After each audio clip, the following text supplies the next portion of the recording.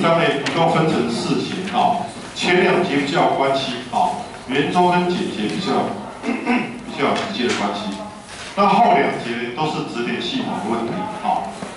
那5之3讲的是直线运动，5之4讲的是动量守恒啊，5之3跟5之4也比较有关系啊。好，那先看一下5之3的标题啊。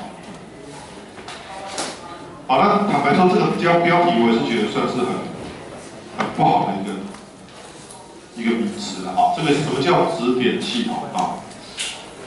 大多数人看到这个名词，其实根本不知道他在讲什么东西。啊，为什么知道吗？因为他讲的太简洁了，简洁到你根本不知道说什么。你告诉我什么是指点系统？什么是指点系统？指点系统，好，有讲这个能讲啊。那其实我们从第1章以来，在第1章再算第1章、第2章再算这种运动学，都是把东西当成指点。刚刚说我们前来是指点系统，没有，你知道为什么？好，因为很简单，他讲指点系统讲的当然就不是指点。好，所以重点在系统这2个字了啊。那所以重点，所以我通常接着你把它加一个字就懂啊。什么叫指点系统？讲的当然就是很多指点的系统，有了。那很多指点系统为什么叫指点系统？我也不知道为什么，我就觉得莫名其妙啊，都喜欢取一些很奇怪的名字，好像你很厉害，啊，其实都只是误导人家而已啊。好，那什么叫多指点系统？知道吗？啊，我比较喜欢举的例子就是我们稍后会学到啊，我们在下学期会学到一个很重要叫做气体动力论啊。那在处理气体动力的时候，你就需要非常那个成熟的这个指点系统的技巧啊。怎么讲呢？到时候我们在处理的气体分子啊，你们化学应该学过嘛，对不对？一摩尔的分子有几个？6乘以10的23次方，对不对？那 STB 的情况下是几公升？22.4升嘛，不小，22.4可能到这么大，那我们再小一点，是1公升有几个气体？有22.4摩尔，对，抽了几个？10的几次方？算22次方好，那10的22次方个气体分子，你要怎么处理？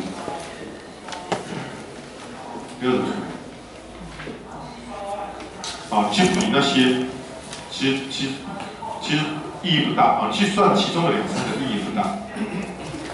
所以像我之前常在讲，就是说，每年联考的时候，报纸都要报纸，所以有时候我坦白讲，那些记者实在是不太用心的但是你不能怪他们，因为一般的大众都关心一些比较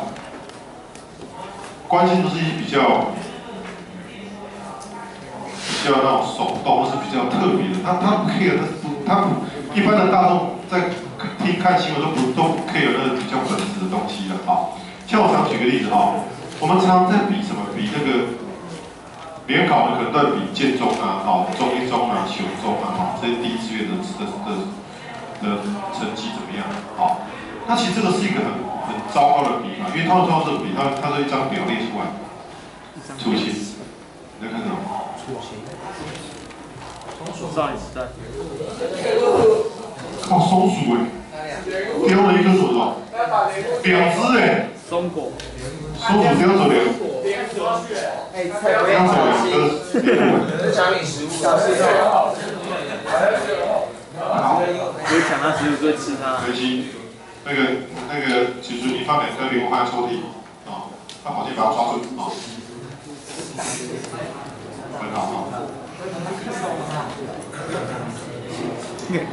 好，那再回到我们刚刚讲的状况，就是说你要去比一个大量的群体的时候，你要怎么比才对？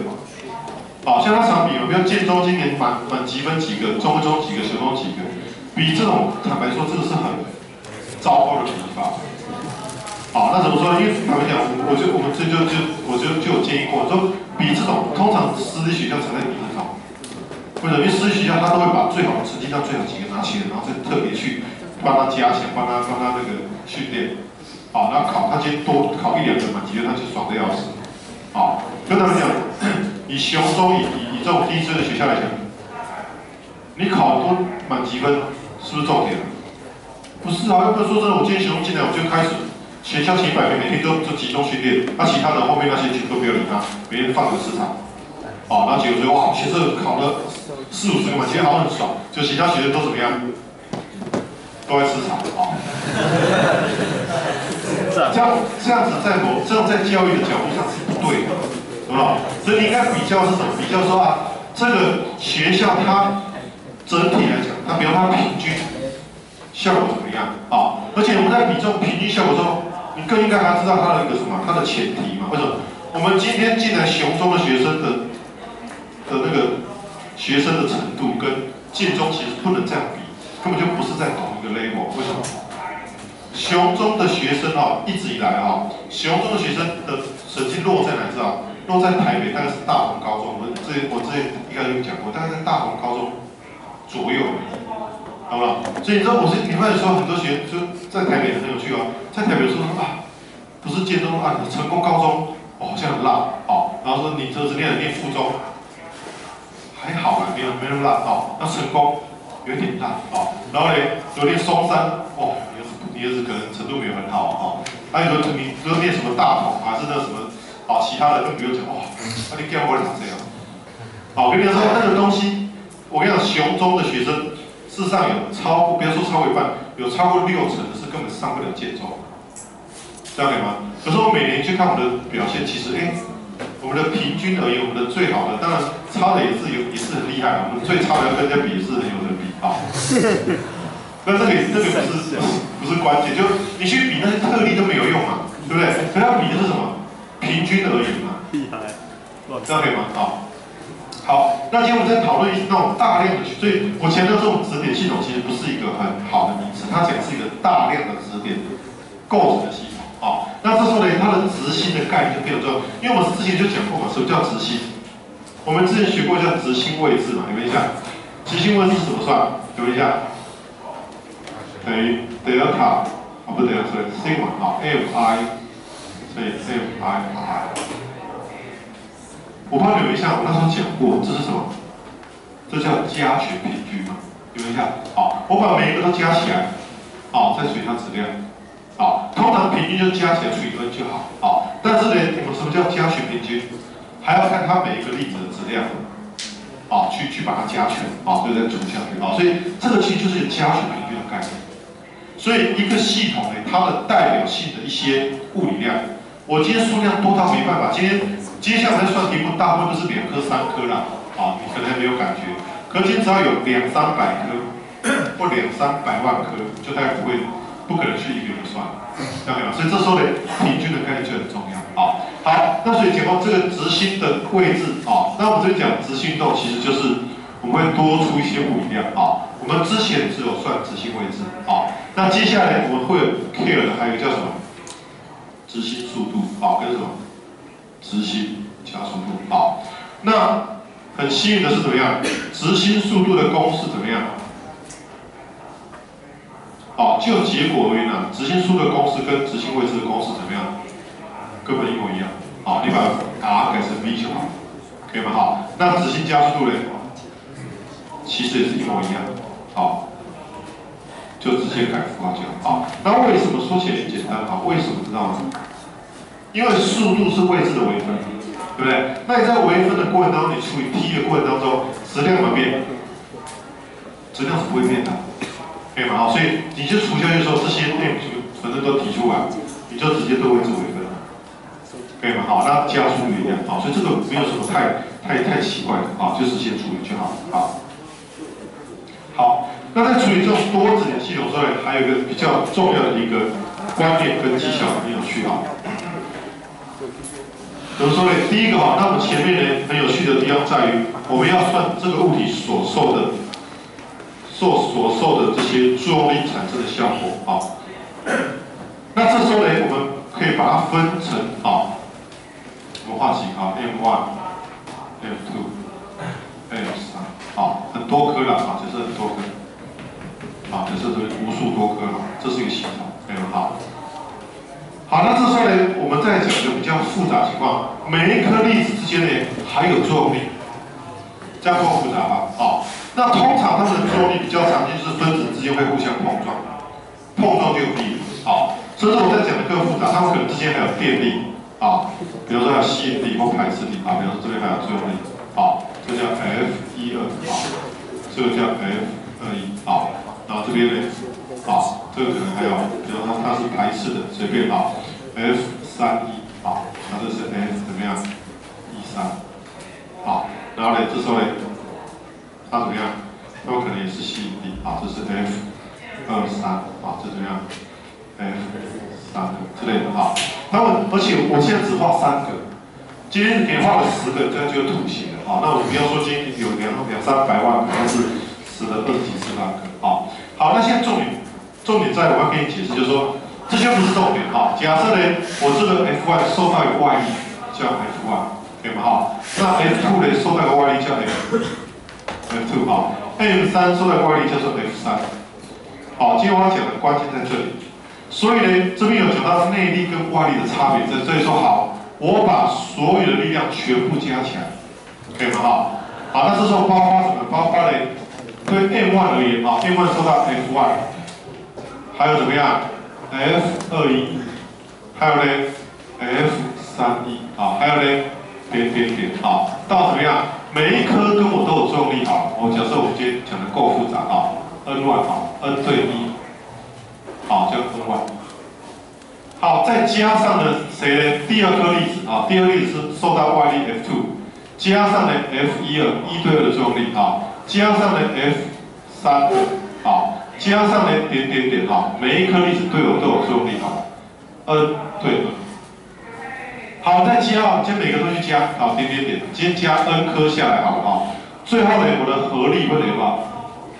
你会发现很有趣，它的合力，其实我现在是所有力量都加了，哦，我内力外力，可是不管，只要有受到力全部加起来啊。可是这时候有趣的地方在最后怎么样？它会等于 F1 加 F2。 加点加到 F1， 这些都只是外力，你知道为什么？因为我们前面学过嘛，哈，1对2和2对1的作用力是什么？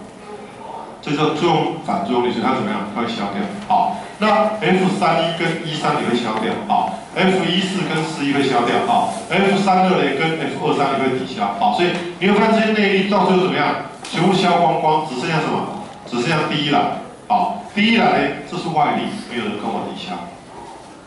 这样可以吗？好，所以最后呢，有趣的地方哈，这个时候呢，我们最后把它这样写，就是反正每一颗的所有的外力就等于吧，就等于它们的外力。我们强调，内力完全不用担心，完全不用理，这样可以吗？好，搞清楚哦，好。好，那还没完哦，这个样子出来之后呢，这时候还有一个很有趣的关系，就怎么样？它每一个是不是就等于到，就等于呢？ M1 A1 加 M2 A2， 应该写这样好。好，它是不是就等于到等于 M1 A1 F1 是这个嘛？好，加上呢 M2 A2 好，加加了 M2 A2。好，这个有点无聊了，其实就听过一次就算了。这个我有时候我都很懒得讲，但是不讲又怕不太知道这细节啊。 好，我把每一个的 M 乘以 A 把它全部加起来，所以看到，有没有发现一个很有趣的地方？这个东西呢，你乍看之下可能没有什么，不知道它干嘛，对不对？我提示你一下，你会发现它似曾相识，它在哪里？在这里，有看到啊？所以它可以怎么写？这一坨可以写成怎么知道吗？这一坨可以把它写成怎么样？ 我是可以把它写这个乘上来，有趣的是它可以写到，可以写成 sigma m 乘以多少直心加速度。所以现在有趣的地方，我们可以把它最后可以把这些合成起来，就是我会发现你看到一个系统呢，它所受的外力呢会得到，我把它这样写，这叫大 M 乘以 AC， 这什么意思知道吗？我把它叫做它的总大 M。 其实就是 sigma m， 就是它的总质量乘以什么？直心加速度。你可能看了刚才有点乱掉，你会啊，也不知道在干嘛。你会发现这个缩题它就变什么？它是不是就等于前面学过的 F 对吧 ？F 对吗？这两个差别在哪里？前面学过的是一个物体受到一个力，会得到一个加速度。好，甚至呢，一个物体受到很多力，合力，那得你看加速度。注意哦，这个意义不一样哦。这里是代表我今天有成千上万颗粒子，好，没关系，几十亿颗都没关系。反正呢，它受到的合力就会等于我的总质量乘以我的什么？我的直线加速度。这样够简单吗？有听到？这个非常重要哦。所以呢，我再讲个简单概念啊，就他这边讲的啊，先把这个5至29页这句话写，它的物理意义就是怎么样？我可以把整个系统这么多数量、这么复杂的系统，当成呢质量集中在直心那个点的一个粒子，有听懂啊？今天是有成千上万个粒子，但是呢它很复杂，但是我可以把它简化成就是一颗位于直心，而且质量集中在直心的一个粒子，它的一个运动的这个状态，好，这样这很重要，好，有理。